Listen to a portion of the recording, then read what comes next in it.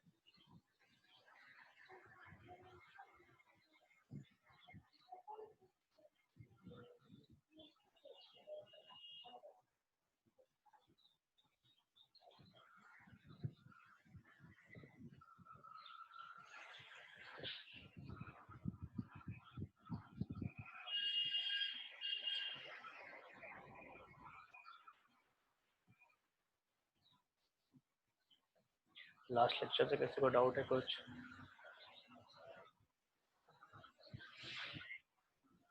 Last lecture से किसी को कुछ डाउट है पूछ लीजिए। जब तक बाकी लोग ज्वाइन होते हैं, लास्ट लेक्चर से कुछ डाउट है तो पूछ लीजिए।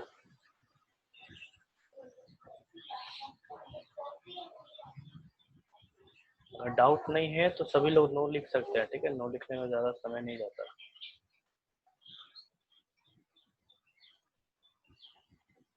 EMF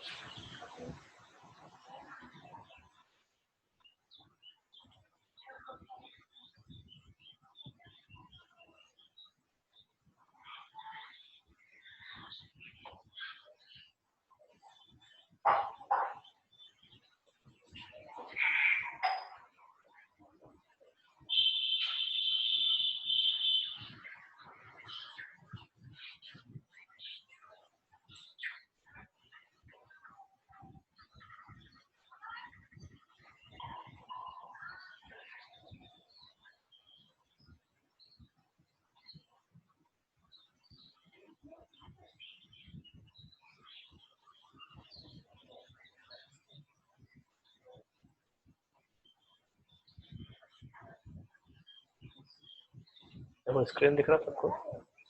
स्क्रीन सबको दिख रहा है?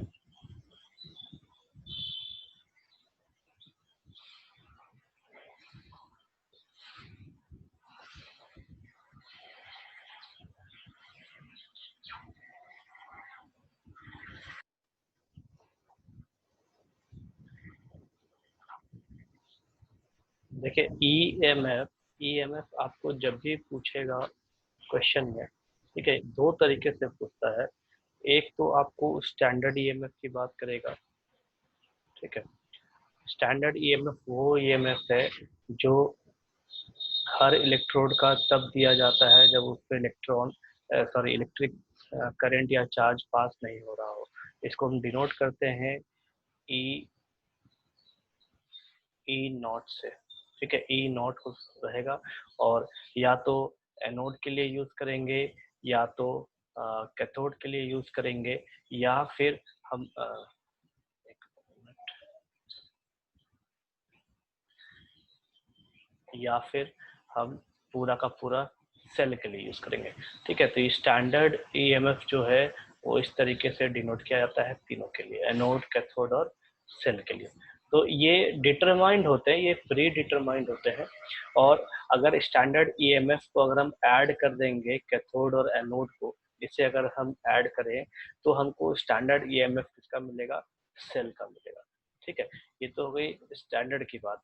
लेकिन जब हम एक्चुअल में इलेक्ट्रिक करंट सप्लाई कर रहे हैं, मतलब जो एक्चुअल में इलेक्ट्रोकेमिकल सेल चल रहा है, तो उस कंडीशन में क्या होता है कि कुछ ना कुछ हमको लॉस देखने को मिलता है, क्योंकि कभी भी पूरा एनर्जी जो है वो एफिशिएंटली यूज नहीं हो पाता, जिसकी वजह से हमको कुछ ना कुछ लॉस देखने को मिलता है। तो वो जो ईएमएफ है, जब एक्चुअल में इलेक्ट्रिक करंट सप्लाई किया जा रहा है, मतलब जब कनेक्शन हो रखे हैं तब, तो वो जो ईएमएफ है वो ईएमएफ मेरा ये होता है ई सेल, ठीक है। इसको हम ऐसे ईएमएफ भी डायरेक्टली लिख सकते हैं, इलेक्ट्रोमोटिव फोर्स, ठीक है। तो ये दोनों में ये फर्क है। अभी आप क्या करेंगे, एक तो आपको स्टैंडर्ड दिया रहता है, ठीक है, स्टैंडर्ड वैल्यूज दिया रहता है, और हमको जो नॉन स्टैंडर्ड वैल्यू है वो निकालना होता है, ठीक है।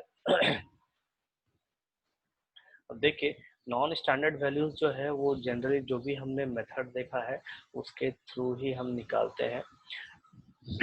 जैसे ऑक्सीडेशन पोटेंशियल था, रिडक्शन पोटेंशियल था, वो सब देखते हैं। उसके बाद ऑक्सीडेशन पोटेंशियल को यूज करके बनाते हैं, ठीक है, जो हमने इलेक्ट्रोकेमिकल सीरीज में देखा था। या यूँ कहिए तो ये जो टेबल है हमारा, स्टैंडर्ड वैल्यूज हम यहाँ से देखते हैं, और तब जाके हम नॉन स्टैंडर्ड का वैल्यू निकालते हैं, ठीक है। अब सबसे बड़ी बात है कि हम यूज कैसे करेंगे। तो कोई भी केमिकल रिएक्शन है, जैसे देखो यहाँ पे ये ही एक केमिकल रिएक्शन है, ठीक। तो यहाँ सिल्वर ऑक्साइड का आपको रिएक्शन दिखा हुआ है।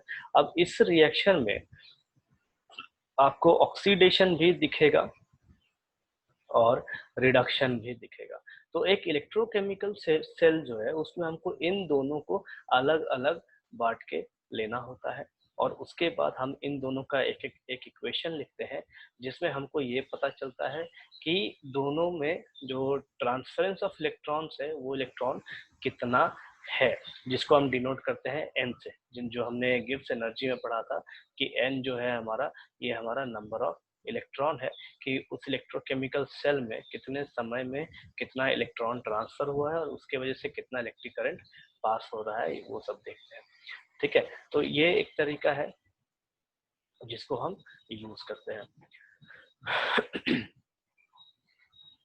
अब जो ईएमएफ की बात है, जो न्यूमेरिकल्स हमको एक्चुअल आते हैं एग्जाम में, उसमें हमको नॉन स्टैंडर्ड ईएमएफ निकालने के लिए दिया जाता है, मतलब स्टैंडर्ड वैल्यू दिया है और हमको नॉन स्टैंडर्ड वैल्यू निकालना है। तो उसके लिए नर्स्ट नाम के साइंटिस्ट ने क्या किया था, एक इक्वेशन दिया था जिसको हम नर्स्ट इक्वेशन कहते हैं for EMF of the cell. किसी भी सेल का जो एक ईएमएफ निकलेगा वो उनके नाम से लिया जाता है। अब देखिए इसमें इक्वेशन क्या दिया उन्होंने, ई सेल मतलब ईएमएफ, पूरे सेल का जो ईएमएफ होगा इसको हम ऐसे भी लिख सकते हैं, ई एम एफ, ठीक है, E M F is equals to E cell nought, मतलब ये हमारा स्टैंडर्ड कंडीशन हो गया, उस सेल का स्टैंडर्ड कंडीशन है ये, जो कि हमको इलेक्ट्रोकेमिकल सीरीज से देखने को मिल जाएगा, ठीक। उसके बाद आर यहाँ पे हमारे पास है गैस कांस्टेंट, आर यहाँ पे हमारा है गैस कांस्टेंट, देन टी हमारे पास है टेम्परेचर, ठीक है। देन n हमको पता है, n हमारे पास है number of electrons. Number of electrons, कौन से इलेक्ट्रॉन्स?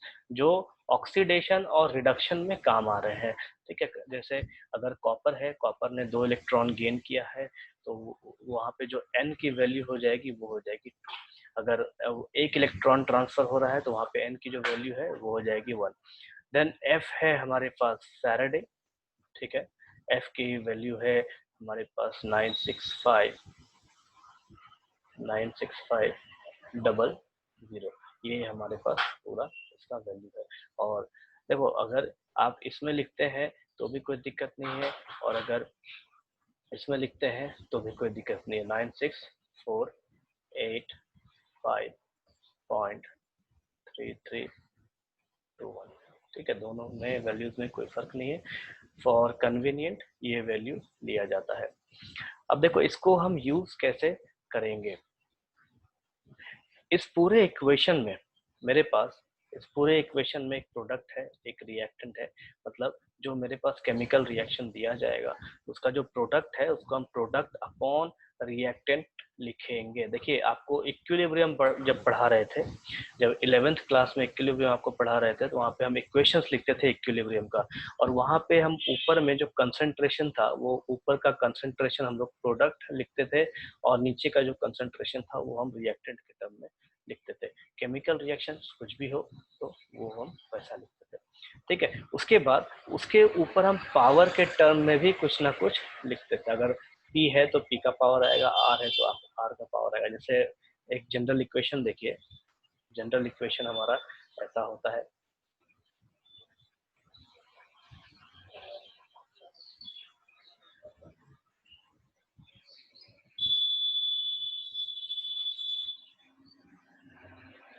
ये मेरा जनरल इक्वेशन है। और जो 11th में हम लोग लिखते थे वो इस टाइप से लिखते थे हम लोग, कंसंट्रेशन के टर्म, मतलब A, concentration of A to the power A। उसके बाद, सॉरी A नहीं, यहाँ पे रिएक्टेंट आएगा, सॉरी रिएक्टेंट नहीं, सबसे पहले प्रोडक्ट आएगा। यहाँ पे हमारा C होगा कंसंट्रेशन, और उसका पावर में C जाएगा। देन कंसंट्रेशन ऑफ D, उसके पावर में D जाएगा। देन कंसंट्रेशन ऑफ A, उसके पावर में A, उसके बाद कंसंट्रेशन ऑफ B, और उसके पावर में B, ठीक है। तो ये हम इक्विलिब्रियम कंडीशंस में उस चैप्टर में हम ऐसा लिखते थे। तो सेम चीज हम यहाँ पे भी करेंगे, क्योंकि यहाँ भी कुछ ना कुछ यहाँ रिएक्शंस हो रहा है एनोड पे, कुछ ना कुछ रिएक्शन हो रहा है कैथोड पे। तो ऑक्सीडेशन रिडक्शन के टर्म में अगर हम यहाँ लिखें तो प्रोडक्ट आएगा और रिएक्टेंट आएगा। देखो, ये जो प्रोडक्ट और रिएक्टेंट है, यहाँ पे हम प्रोडक्ट के जगह, देखिए ध्यान से देखिए सभी चीजों को, ठीक है। इसलिए क्योंकि हर चीज इंटर रिलेटेड है, ठीक है। इसके लिए मैं यही लिख रहा हूँ। आप चाहो तो जब मैं ये बोर्ड डालूंगा व्हाट्सएप पे, तो आप वहां से नोट डाउन कर सकते हैं। तो ये प्रोडक्ट के जगह पे हम ऑक्सीडेशन स्टेट भी डाल सकते हैं, ठीक है, ऑक्सीडेशन स्टेट, क्योंकि हमारा जो प्रोडक्ट है वो ऑक्सीडाइज होके आ रहा है, इस वजह से। उसके बाद हम यहाँ पे जो रिएक्टेंट है, हम उसको रिड्यूस स्टेट में भी डाल सकते हैं, तो रिडक्शन स्टेट भी हम इसको डाल सकते हैं, ठीक है। जनरली ऐसा लिख सकते हैं, डजंट मैटर, ठीक। तो ये दोनों इक्वेशन है, ऑक्सीडेशन स्टेट और रिडक्शन स्टेट का। इन दोनों को यूज करके मेरा पूरा का पूरा ईएमएफ दिया जाता है सेल के लिए। मतलब दो हाफ इक्वेशन है, दो हाफ इक्वेशन को हम क्या करते हैं, जब ऐड करेंगे तो हमको ये पूरा का पूरा इक्वेशन आएगा, जिसको हम नस्ट इक्वेशन कहते हैं। और नस्ट ने ये थ्योरी दिया था कि इससे हम किसी भी सेल का ईएमएफ निकाल सकेंगे। देखिए, ये पूरा सॉल्व किया हुआ इक्वेशन है। यहाँ पे आर टी है, देखिए ये जो एल एन है, यहाँ एल एन यहाँ पे ई के बेस में है, ठीक। और यहाँ जो एल एन है ये 10 के बेस में है। उसके बाद इसको सॉल्व किया गया है, सॉल्व करके हमारे पास ये फाइनल इक्वेशन आता है, ठीक है। तो ये फाइनल इक्वेशन आप यूज कर सकते हैं कहीं पे, और आप चाहे तो जनरल इक्वेशन भी यूज कर सकते हैं, ठीक है। दोनों में ये चीज है। यहाँ तक डाउट है किसी को? यहाँ तक में किसी को डाउट है?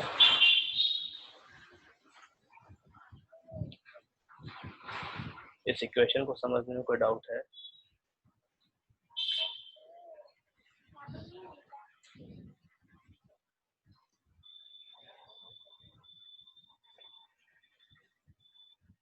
ठीक है, देखिए अभी हम बात करें तो इस नस्ट इक्वेशन की थ्योरी की हम बात करते हैं कि इसने थ्योरी क्या दिया था। जो आपको थ्योरी सिलेबस में पढ़ना नहीं है, लेकिन as a competition point of view मैं यहाँ पे जनरली बता रहा हूँ, उसको आप उस पर ध्यान से देखिए। अभी देखो हमारे पास क्या है, ये एक सपोज ये हमारे पास एक इलेक्ट्रोलाइटिक सेल है, इलेक्ट्रोकेमिकल सेल है, ठीक है। अब एक तो यहाँ पे बन गया, एक मिनट मैं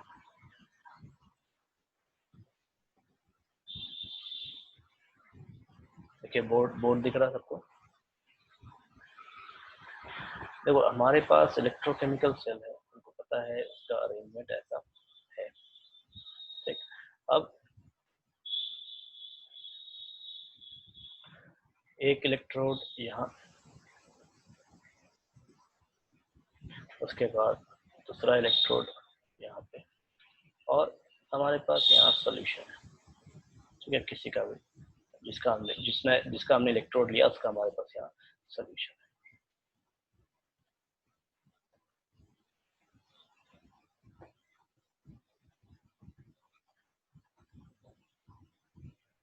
अब देखो नर्स ने क्या थ्योरी दिया था कि उसने ऑस्मोटिक प्रेशर को लिया और सॉल्यूशन प्रेशर को एक साथ लिया, ठीक है। हमने ऑस्मोटिक प्रेशर पढ़ा है और सॉल्यूशन प्रेशर भी हमने पढ़ा है, ठीक है। ये दोनों हमने पढ़ा है सॉल्यूशन चैप्टर में, ठीक। अभी ये क्यों ऐसा आता है, तो सॉल्यूशन है तो सॉल्यूशन कुछ ना कुछ प्रेशर एक्सर्ट करेगा, उसके बाद इसके ऊपर एयर का भी कुछ ना कुछ प्रेशर हमको देखने को मिलेगा। तो नर्स ने क्या थ्योरी दिया था कि जब यहाँ पे सॉल्यूशन का जो प्रेशर है, ठीक है, जब सॉल्यूशन का प्रेशर अगर सॉल्यूशन प्रेशर जो है ये अगर ज्यादा हो जाए ऑस्मोटिक प्रेशर से, तब जाके क्या होगा कि हमको यहाँ पे आयंस रिलीज होता हुआ दिखेगा, ठीक है। तो इसको अगर मैं कंडीशन 1 नाम दूं, ये मेरा कंडीशन 1 है, तो इस जगह पे ये मेरा कंडीशन 1 हो जाएगा, ठीक है। सॉल्यूशन प्रेशर अगर ज्यादा है तो मेरा आयंस निकलेगा।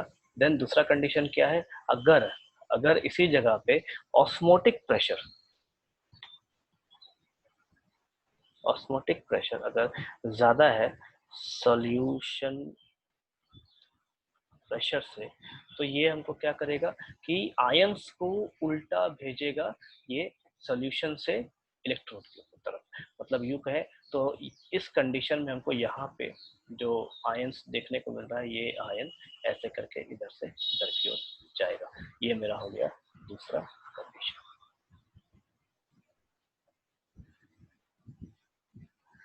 ठीक है। ये दो कंडीशन जो हमने ऑक्सीडेशन रिडक्शन के लिए पढ़ा, तो नर्स ने क्या किया, इसका एक जनरलाइज्ड फॉर्म निकाला कि सॉल्यूशन प्रेशर और ऑस्मोटिक प्रेशर को लेके कि अगर सॉल्यूशन का प्रेशर मतलब इस सॉल्यूशन का प्रेशर अगर ज्यादा हो गया इस ऑस्मोटिक प्रेशर से, तो क्या होगा कि इलेक्ट्रोड आयंस लूज करेगा, और अगर ऑस्मोटिक का प्रेशर ज्यादा हो गया सॉल्यूशन से, तो सॉल्यूशन से जो आयन है वो धक्का मारा के किसमें जाएगा, तो इलेक्ट्रोड में जाएगा, ठीक है। इस चीज को उन्होंने बताया था। तो ये दो कंडीशन थे जिसके लिए उन्होंने एक थ्योरी दिया। अभी इसमें एक तीसरा कंडीशन और आता है। तीसरा कंडीशन क्या है, तो वो कंडीशन जहां पे ऑस्मोटिक प्रेशर और सॉल्यूशन प्रेशर दोनों सेम हो जाएंगे।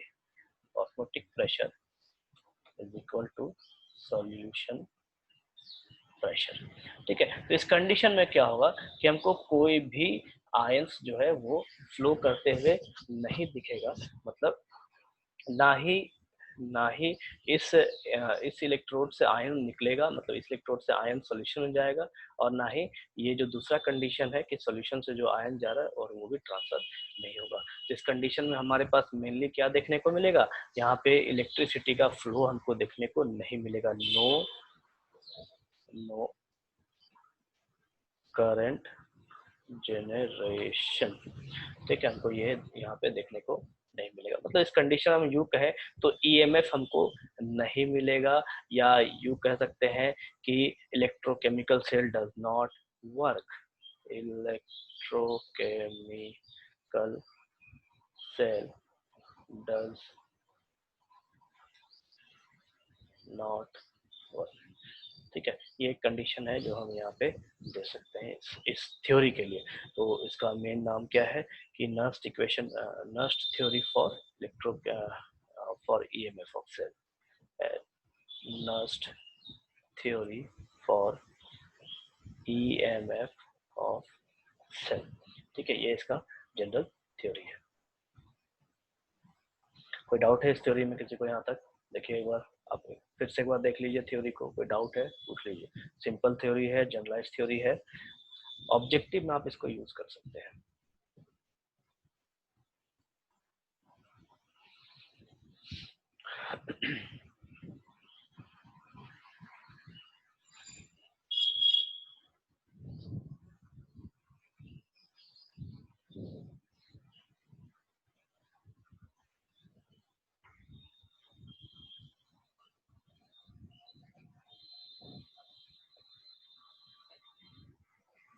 बाकी लोगों को कोई डाउट है?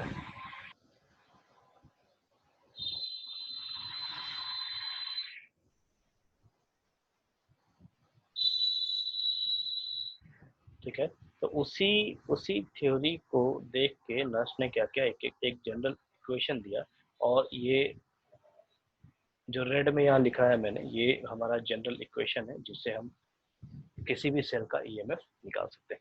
अब देखो यहाँ पे दो इक्वेशन भी मैंने लिख रखा है, दोनों इक्वेशन के मदद से, मतलब एनोड का अगर रिएक्शन दिया है तो उसका कैसे लिखेंगे, तो oxidation, standard oxidation for electrode, then 0.0591 divided by N, मतलब number of electron, product upon reactant. यहाँ पे देखिए अगर सिर्फ हम एनोड की बात करें तो ये जो इलेक्ट्रोड है, ये इस इलेक्ट्रोड से आयन निकल रहा है, ठीक है। तो इस कंडीशन में जो ये आयन है ये मेरा प्रोडक्ट हो जाएगा, और ये जो M1 है ये मेरा रिएक्टेंट हो जाएगा। तो यहाँ पे प्रोडक्ट लिखा है मैंने और यहाँ पे रिएक्टेंट लिखा है, सेम सेम प्रोसेस है, सेम जो फाइनल, ये जो फाइनल इक्वेशन है मेरा, इसी फाइनल इक्वेशन के रिस्पेक्ट में ही लिखा गया। अब देखो आप इक्वेशन को मिला लो तो इक्वेशन हमको एक जैसा ही देखने को मिल रहा है। देन सेम कंडीशन हम रिएक्टेंट के लिए यूज करेंगे, रिएक्टेंट में इलेक्ट्रॉन्स गेन करेगा, तो यहाँ पे ये मेरा हो जाएगा रिएक्टेंट, और ये मेरा हो जाएगा प्रोडक्ट, ठीक है। ये मेरा हो गया P और ये मेरा हो गया R। तो सेम चीज यहाँ पे रिएक्टेंट में, सॉरी, इक्वेशन में लिखा गया है P अपॉन R। अब देखिए एक चीज और रिकॉल कीजिए, आपको थर्मोडायनेमिक्स में मैंने पढ़ाया था कि सॉलिड के लिए जब हम वहाँ पे इंथैल्पी का क्वेश्चंस यूज करते थे, इंथैल्पी के क्वेश्चंस को सॉल्व करते थे, तो सॉलिड का जो कंसंट्रेशन है वो हम लोग कितना लेते थे, जरा लिख के बताइए आप लोग, किनको याद है? देखो सॉलिड्स का कंसंट्रेशन हम लोग थर्मोडायनेमिक्स में इक्वेशन सॉल्व करने में कितना लेते थे, एक कांस्टेंट वैल्यू मैंने आपको बताया था, कितना लेते थे?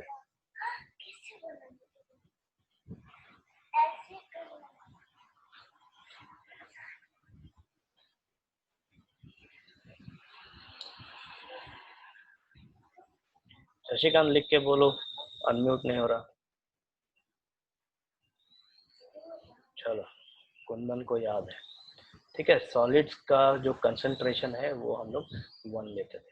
तो इस कंडीशन में यहाँ पे देखिए, यहाँ पे जो प्योर सॉलिड है, जैसे ये M1, ठीक, उसके बाद ये प्रोडक्ट में M2, ठीक है, ये दोनों मेरा प्योर सॉलिड फॉर्म में है, तो इसका कंसंट्रेशन 1 हो जाएगा और इसका कंसंट्रेशन भी 1 हो जाएगा। तो हम क्या करेंगे, इसको जब हम ऐड करेंगे दोनों को तो ये दोनों हम हटा देंगे।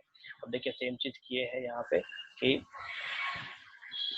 टोटल ईएमएफ निकाला गया है सेल का, टोटल ईएमएफ निकालेंगे तो ऑक्सीडेशन प्लस रिडक्शन हम करेंगे, ठीक है। तो उस कंडीशन में क्या करेंगे, इसको इन दोनों को हम ऐड करेंगे। देखिए दोनों में यहाँ पे M1 को रिमूव किया गया है, ठीक है, इसको रिमूव किया गया है, और यहाँ पे M2 को रिमूव किया गया है, ठीक।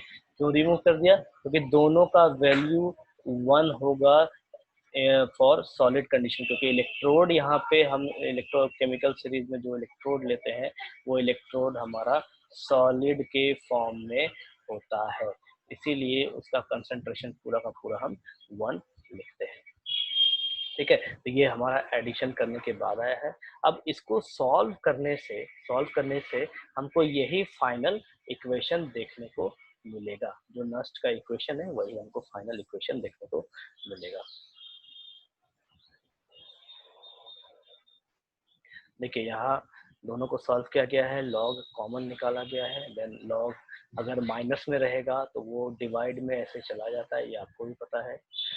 देन नस्ट का जो इक्वेशन है वो दूसरे तरीके से लिख सकते हैं, ये इतना लंबा नहीं है। देखो ये जो नीचे का जो इक्वेशन है, इस इक्वेशन को हमको याद रखना है इसको, ठीक है, इसको सिर्फ याद रखना है, बाकी मुझे ऐसे ही याद हो जाएगा, क्योंकि इसी इक्वेशन को मेरे अब इसका मतलब और इसका मतलब सेम है, आप चाहे ईएमएफ लिखिए चाहे ई सेल लिखिए, दोनों में से कोई फर्क नहीं पड़ता। उसके बाद ई नॉट सेल, ये आपका कांस्टेंट टर्म है जो क्वेश्चन में दिया रहता है।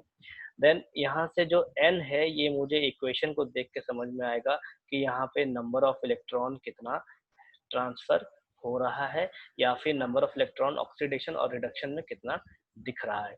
उसके बाद ये मेरा हो जाएगा प्रोडक्ट, ठीक, और ये मेरा हो जाएगा रिएक्टेंट, ठीक है। तो इस कंडीशन में जो हमने Zn और कॉपर का पढ़ा था, तो जो प्रोडक्ट है वो मेरा कॉपर में चला जाएगा और जो रिएक्टेंट है वो मेरा जिंक में चला जाएगा, ठीक है, इस चीज को ध्यान रखिए,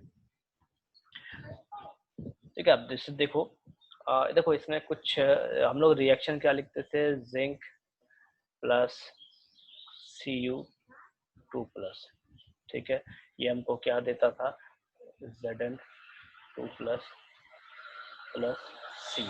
तो यहाँ पे देखिए थोड़ा चेंज होगा, चेंज क्या होगा, ये पोर्शन में हमारा इस जगह पे ये सॉलिड है तो इसका जो कंसंट्रेशन है ये हो जाएगा 1, ठीक। उसके बाद कॉपर भी सॉलिड है तो इसका जो कंसंट्रेशन है ये भी हमको 1 देखने को मिलेगा। देन प्रोडक्ट यहाँ पे हमारे पास Zn2 प्लस है तो ये मेरा प्रोडक्ट कहलाएगा, और ये जो Cu2 प्लस है ये मेरा रिएक्टेंट कहलाएगा। यहाँ पे प्रोडक्ट हो जाएगा मेरा Zn2 प्लस और रिएक्टेंट हो जाएगा मेरा कॉपर का 2 प्लस। तो जो 2 प्लस है ये एक्चुअल में कितना है, तो 2 इलेक्ट्रॉन को शो कर रहा है, तो नंबर ऑफ इलेक्ट्रॉन हो जाएंगे मेरे पास यहाँ पे 2। तो ये इस तरीके से हमको लिखना पड़ता है, किसी भी इक्वेशन को या किसी इक्वेशन को हम इस तरीके से लिख सकते हैं, and this is very simple, ये बहुत सिंपल है, ठीक है। अब देखिए मेरे ख्याल से अभी आपको डाउट नहीं होना चाहिए कि कैसे इक्वेशंस को हम यूज करेंगे। अब देखिए नस्ट इक्वेशन जो है ये जनरल इक्वेशन के लिए लिखा जाता है, जैसे A B B C C and D D, ठीक है। तो इस कंडीशन में यहाँ पे देखो मैंने नंबर ऑफ इलेक्ट्रॉन दिखा रखा है, नंबर ऑफ इलेक्ट्रॉन कितना रिलीज हो रहा है। तो किसी भी इक्वेशन में आपको नंबर ऑफ इलेक्ट्रॉन लिखा हुआ नहीं मिलता है, आपको निकालना पड़ेगा ऑक्सीडेशन और रिडक्शन के मदद से ही। हर किसी का ऑक्सीडेशन और रिडक्शन देखना पड़ेगा और तब जाके आपको नंबर ऑफ इलेक्ट्रॉन्स मिलेगा, ठीक है, इस चीज को ध्यान रखिए। मैंने यहाँ जनरल इक्वेशन तो लिखा है, इसमें number of electrons sorry number of electrons यहाँ लिख रखा दिखा रखा है, लेकिन ऐसा होता नहीं, आपको ऑक्सीडेशन और रिडक्शन कंपलसरी देखना ही पड़ेगा। अब देखिए फर्क क्या है, दोनों इक्वेशन ऊपर में फर्क क्या है, तो यहाँ पे कंसेंट्रेशन ऑफ सी है, मान लीजिए कंसेंट्रेशन ऑफ सी आपको सपोज करो 0.1 m दे रखा है मोलर में, तो इसका हम पावर ले लेंगे, पावर क्या लेंगे, तो यहाँ पे नंबर कितना दे रखा है मोल्स के टर्म में वो लिखेंगे। अगर वेट दिया रहेगा मुझे तो यहाँ पे हम वेट लिखेंगे, मान लो वेट है सी का 0.2 ग्राम, ठीक। तो यहाँ पे हम 0.2 लिखेंगे सी के लिए, और जो यहाँ पे C की वैल्यू होगी नंबर ऑफ मोड्स वो हम पावर में डाल देंगे। ठीक है, तो इसको हम ऐसे यूज करते हैं। जब क्वेश्चन सॉल्व करेंगे वहां पे हम देखेंगे ऐसे। देन ये जो पूरा टर्म है, ये जो पूरा टर्म है, ये पूरा टर्म Q से डिनोट किया जाता है। Q है यहाँ पे कंसंट्रेशन कोशिएंट, आपने पढ़ा है। ठीक है, कंसंट्रेशन कोशिएंट ये हमने इक्विलिब्रियम में पढ़ा है।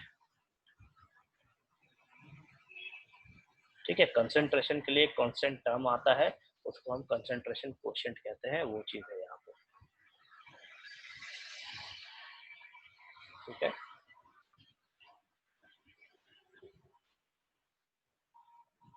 देन देखो यहाँ पे एक क्वेश्चन है। फर्स्ट क्वेश्चन देखिए, मैं समझा रहा हूँ, बनाना आपको है। Represent the cell in which the following reaction takes place. एक सेल का इक्वेशन, आप एक जनरल ये पूरा केमिकल इक्वेशन दे रखा है, आपको रिप्रेजेंट करना है इस सेल को। तो रिप्रेजेंट हम कैसे करते थे, तो उसका हम ऑक्सीडेशन का लिखते थे एक साइड को, उसके बाद हम सॉल्ट ब्रिज दिखाते थे, और फिर एक साइड को हम रिडक्शन दिखाते थे। ठीक है, तो ये जो तरीका था लिखने का, इसको हम रिप्रेजेंटेशन ऑफ सेल कहते हैं। तो सबसे पहले आपको इस क्वेश्चन में आपको पूरा इक्वेशन को इस तरीके से लिखना है, ये आपका फर्स्ट आंसर होगा। उसके बाद कैलकुलेट इट्स ई सेल, यहाँ पे आपको EMF निकालना है। कब, जब ई नॉट सेल मतलब स्टैंडर्ड वैल्यू आपको दे रखा है 3.17 वोल्ट। चलिए फटाफट इसको सॉल्व करने का प्रयास कीजिए। क्वेश्चन 1 है, समझाया अभी आपको, फटाफट सॉल्व करने का प्रयास कीजिए।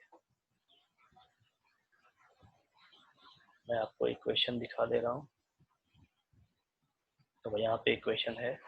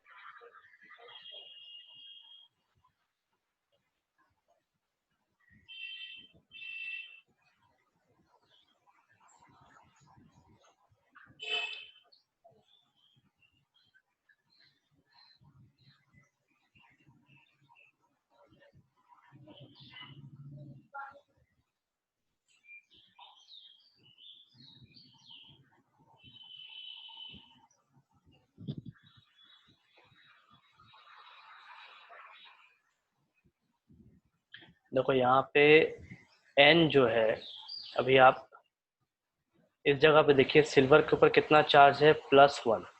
ठीक, तो एक सिल्वर के ऊपर एक चार्ज है, दो सिल्वर के ऊपर कितना हो जाएगा, दो चार्ज। और वह तो हमारे पास कितना इलेक्ट्रॉन्स हो रहा है यहाँ पे, दो इलेक्ट्रॉन। इस तरीके से देख सकते हैं, या फिर ऐसा भी देख सकते हैं कि मैग्नीशियम 0 से जा रहा है +2 में। यहाँ पे क्या है, 0 है, और यहाँ पे है आपके पास +2। तो जो नंबर ऑफ इलेक्ट्रॉन हो जाएगा N, ये हो जाएगा आपके पास 2 इलेक्ट्रॉन। ठीक है, इसी तरीके से हम किसी भी रिएक्शन का देख सकते हैं।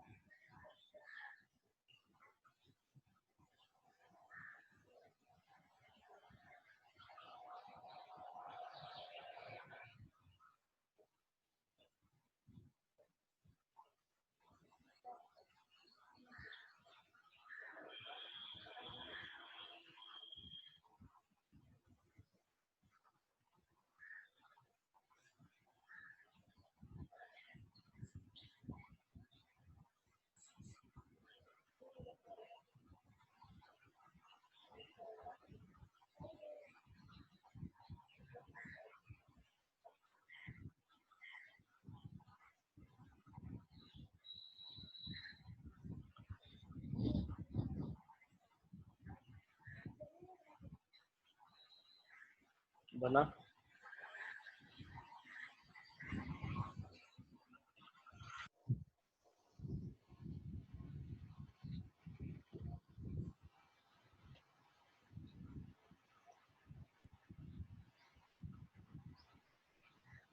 देखो यहाँ पे इस जगह पे सबसे पहला चीज रिप्रेजेंट द सेल, मतलब हमको सेल का एक इक्वेशन दिखाना है आपको। देखो इलेक्ट्रोकेमिकल सीरीज में स्टार्टिंग में दिखाया था, मैं आपको फिर से दिखा रहा हूँ रिप्रेजेंटेशन।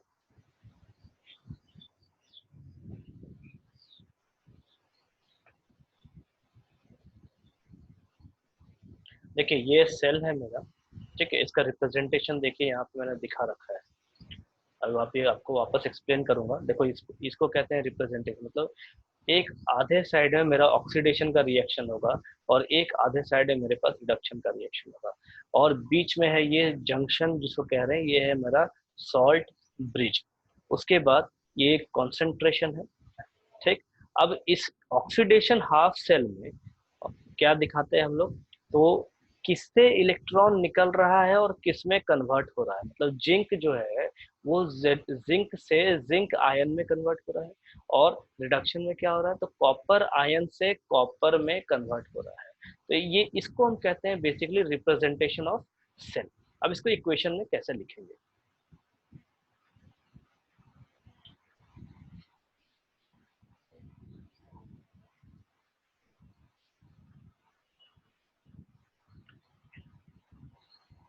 यहाँ पे देखो मेरे पास Mg है और 2Ag प्लस है, तो अगर मैं इसका सेल बनाना चाहूँ तो इधर में मेरे पास Mg का इलेक्ट्रोड होगा और इधर में मेरे पास Ag का इलेक्ट्रोड होगा, ठीक। तो Mg जो है ये Mg कन्वर्ट हो रहा है किसमें, Mg2 प्लस में, तो इसका हम कहेंगे ऑक्सीडेशन हो रहा है। और Ag प्लस से ये कन्वर्ट हो रहा है Ag में, तो इसका हम कहेंगे रिडक्शन हो रहा है, ठीक है। तो इस कंडीशन में जो हम लिखेंगे, तो Mg/Mg2 प्लस, ठीक है। उसके बाद यहाँ लिखेंगे इसका कॉन्सेंट्रेशन कितना दिया है, Mg का कॉन्सेंट्रेशन 0.130 एम, 0.130 एम। तो ये हो गया मेरे पास Mg का कॉन्सेंट्रेशन। फिर बीच में आता है सॉल्ट ब्रिज जो दोनों को जोड़ता है, तो यहाँ पे मैं सॉल्ट ब्रिज का ये लाइन खींच के लूंगा, ठीक है। अब क्या है मेरे पास रिडक्शन हाफ सेल, ये है मेरा रिडक्शन हाफ सेल, और ये है मेरे पास ऑक्सीडेशन हाफ सेल, ठीक है। तो एजी एजी प्लस, कितना एजी है, तो 2Ag plus, concentration 0.0001 M slash slash Ag, ठीक है। ये मेरा हो गया रिप्रेजेंटेशन ऑफ हाफ सेल। ये एग्जैक्टली रिप्रेजेंटेशन मेरा अब खत्म हो गया। तो फर्स्ट हाफ जो है क्वेश्चन का यहाँ पे खत्म होता है, ठीक है। अब निकालना क्या है मेरे पास, E cell of the electrolytic sorry electrochemical cell. यहाँ पे मुझे ई नॉट सेल दे रखा है 3.17 वोल्ट। अब मैं क्या करूँगा, इस क्वेश्चन में इसको पुट करूँगा, is equals to 3.17 minus 0.059 divide by 2, ठीक, मल्टीप्लाइड बाय लॉग